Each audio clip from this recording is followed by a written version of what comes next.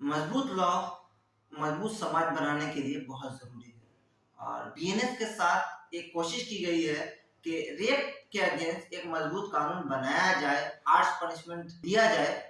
लेकिन चलिए जानने की कोशिश करते हैं हमें क्या मिला और क्या मिलने से रह गया बीएनएस आने के बाद भी।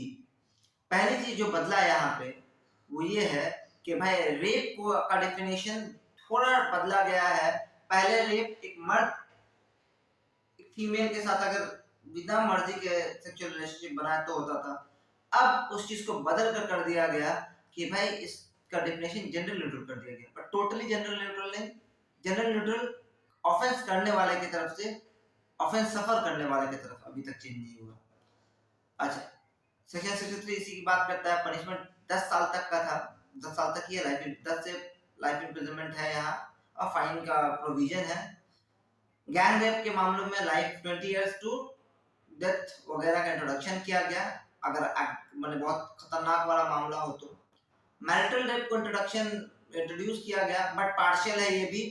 अंडर सेक्शन 63 एक्सेप्शन 2 इसको इंट्रोड्यूस किया गया, जहां पे अगर वाइफ 15 साल से बड़ी और 18 साल से छोटी हो और हस्बैंड उसके साथ कोई रिलेशनशिप बनाए सेक्सुअल, तो वो भी क्रिमिनलाइज है और पॉक्सो एक्ट भी उस पर लगेगा। मुस्लिम लॉ में शादी करते हैं तो आप पॉक्सो से बच जाते थे और रेप चार्जेस, क्योंकि मैरिज था तो रेप चार्जेस नहीं था, बट अब दोनों को इंट्रोड्यूस किया गया है। अब आप खुद समझ लीजिए इनके लिए। गैंग रेप विद माइनर्स के मामले में सेक्शन 70 इंट्रोड्यूस किया गया है, जहां पे गैंग रेप में मैंडेटरी डेथ पनिशमेंट को इंट्रोड्यूस किया गया। डिजिटल रेप और साइबर सेक्स को भी इंट्रोड्यूस किया गया, यानी यहाँ पे सेक्शन 69 और 72 इन दो सेक्शंस में डिफाइंड है।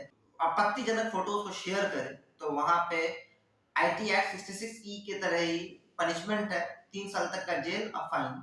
और 72 में 3 साल से 7 साल तक का जेल और फाइन का प्रोविजन है, जहां पे आप बिन पार्टनर की मर्जी का अगर आप उस एक्शन को, उस पूरे घटना को रिकॉर्ड करते हैं तब। इसके अलावा यहाँ पे पनिशमेंट को इंट्रोड्यूस किया गया है in the case of false rape cases.